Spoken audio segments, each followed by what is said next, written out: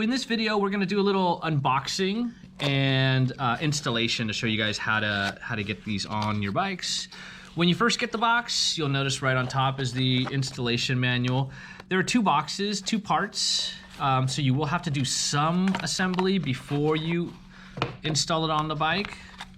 The first part is the actual adapter. And so these are the two sets of screws. Short ones for the Pignose, and then the longer ones to mount it onto the bicycle itself. So basically, when you're putting it together, this hook would go on the inside.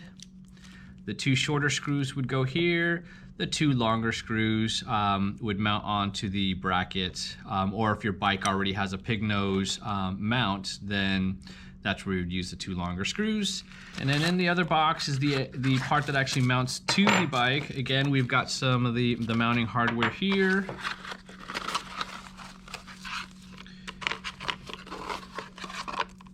And once again, just to show you really quickly, this would mount here like that, okay?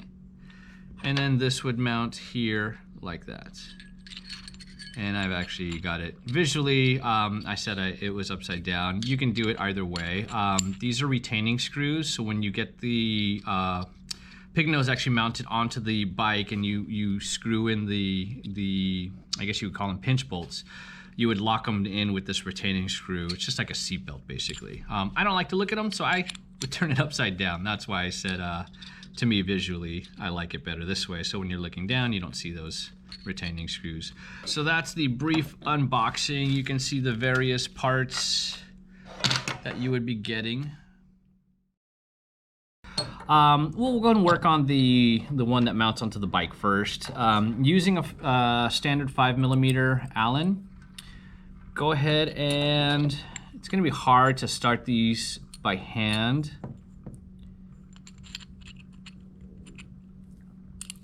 So we're just gonna line up the hole just like that. Get them in there.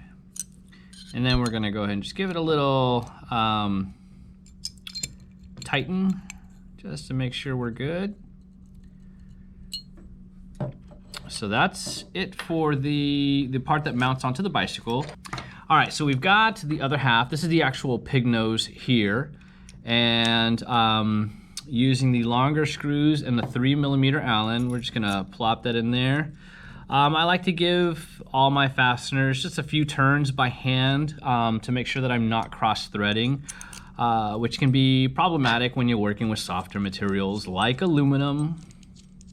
So these are threaded, they're spinning freely. I'm gonna finish off with a tool. There will be some people who might be wincing at me because I'm using a ball end, but I'm just using it to turn, I'm not using it to tighten. And just give this a little tighten to make sure it's secure. So we've got the two halves assembled now, okay? And now we're gonna move on to assembling the actual Pignose holder onto the adapter. And for that one, we're gonna need our small Allen that we mentioned earlier, the 1.5. And we're gonna find the small little retaining screw right here. And we're just gonna loosen. Do not take it out, just loosen. Because the only thing we need to do is just unscrew this part here. Let me loosen it a little bit more. Okay. And this reason we are going to remove this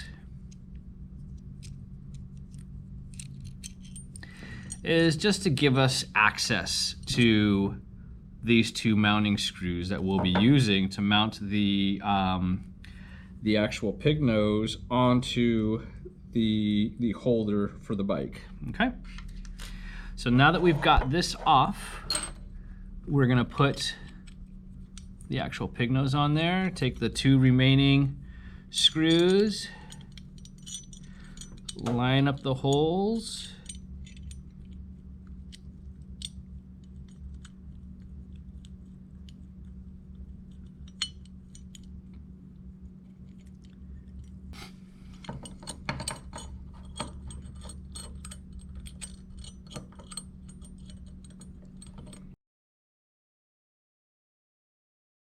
All right, now that we've got these threaded in by hand, we're gonna take our 3mm Allen, just go straight through that hole we created by removing the release button. I'll go into more detail as to what this button is that we took out and we will be putting back in shortly. All right, and then we're gonna tighten it off here. So this is basically what your pig nose is gonna look like when it's, you know, the two halves are joined together. I'm gonna replace the release button here. Start threading this by hand. If you notice, I'm actually pushing in the button. And one more thing I want to mention, just make sure the spring is still on there as well. It stays on there, it's kind of pressed on there, but if it, you know, falls out, just make sure that you do have that spring in there. Put it back into that slot, and I'm gonna give it a little push just to give me a little bit more, more threads to work with. So this is with it not pushed, this is with it being pushed. Just giving me a little bit more to play with or use.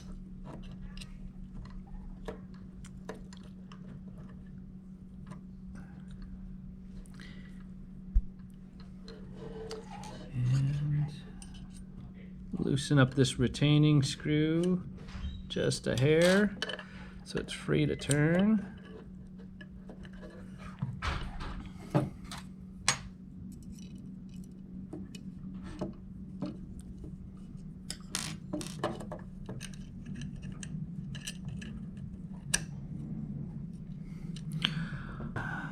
You can keep turning it until it stops, but it may not line up perfectly, so you may have to back it up, and I'm going to show you what I mean here. Here I am turning it, and it's stopping right about there, but if you notice, if you look at it head on, it's kind of at a weird angle, so you can actually just back it out like that. So now it's perfectly flat, visually it's symmetrical. And then, just to keep it from turning and getting loose again, we're gonna lock in that retaining screw, just like that, and it's not gonna turn anymore. So this is basically what the pig nose looks like assembled. I didn't put this on yet because this is what actually secures it to the bike, but we've got our pig nose put together, just like that. And then the next part, I'm going to show you how to mount it onto the bicycle. So what I'm doing right now is I'm just going to drop these bolts on here just to get everything ready. Like this. You'll notice there's a bridge going across. I mount like this. So this is on the bottom relative to the bike, not like this. Just like that. All right, so now that we've got everything assembled, let's go ahead and get it onto the bike. So we've got our two halves. I've already got one bolt threaded through the retaining clip. You'll also notice I'm starting with the tool. I don't like to do that. I like to start with by hand. But in this case, because of the recess, how the screw is inside, it's hard for me to start this by hand. So I'm gonna have to start it by the tool. Just give it a few turns. Make sure everything's spinning freely. It's not tight. Seems to be secure, so we're gonna do it the next one, next side. Again, just make sure everything spins freely, nothing is seized or tight. Now that I've got both of them installed, both of the nuts installed, I'm gonna rotate to this forward. And here's very important, okay? See, there's an hourglass shape here, and it's flat, and then it's flat here. You wanna mount the pig nose onto the flat part. Important, you do not want to mount it low onto this black ring here, because that will affect your turning. It'll make your steering very, very stiff. So just make sure it's mounted above that black ring and still within the widest part of this part of the bike is called the head tube, and this hourglass kind of shape here. Just make sure it's mounted to the widest part. And for visual sake, just make sure it's aligned with the frame, not with the wheel. You can see the wheel's at about a 45-degree angle, but it's aligned with the frame, okay? And now we're gonna lock everything in by tightening everything up. just like that. And then we're gonna use this side of the Allen to tighten it up.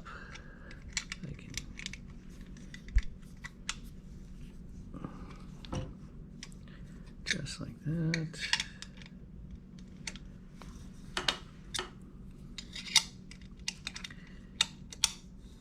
And then just again, now that we got both sides tightened up, you want to visually check, make sure the handlebar spins freely like this.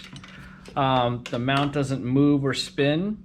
And once you're confident you got everything tightened up, put back together, all retaining bolts tightened up, you are good to go. And in the final part of this video, we're just gonna show you a couple of accessories that we have that you can purchase directly from us. But this is a pretty standardized mounting, and so if there's a third-party accessory that you guys have been, have your eye on, go ahead and use that if it works. But we do have 3 different types of racks and bags currently that we will be talking about. This one is essentially like a rear rack, but for the front part of your bike. There are some bags that are made specifically to be used with these front types of racks. And then basically they just slide on until they click, and then they slide off to release. There is another type of rack that we will be carrying, and this one is more designed for larger bags like backpacks, sling bags, and things like that you might have that you want to strap onto your bike. So this type of rack will accommodate that. Again, we pull the trigger back, we give it a little pop to release. You have a bag, it's like a grocery type of bag that utilizes that same rack that I had mentioned or showed you previously, except this one has the bag attached to it. So if I actually slide this off, you can see in the back, it actually has that rack that I showed you, but this one comes with a bag. And the nice thing about this bag is not only does it mount to the front, you can carry your groceries, or maybe even your little furry friends would enjoy a little ride in the front here. But the nice thing about this bag, it's really designed for your groceries. You put your things in there, and then when you're done, you release it. When you actually pull up on the bag, it closes, so you don't, nothing drops or anything like that. And then while you have it on your shoulder, it's closed. If you are riding and it starts to rain, it comes with a little waterproof cover. And just keep in mind the cover goes on like that. So you have the reflective strip facing the front, not facing the back. And so that way it gives you a little extra visibility. But yes, this is a separate bag that we carry. One thing you want to make note of is that your cables, when they're routed, if you do have a wider bag, just keep your cables tucked behind so you still have freedom of movement. You can still turn safely. And this concludes our Pignose installation and unboxing video.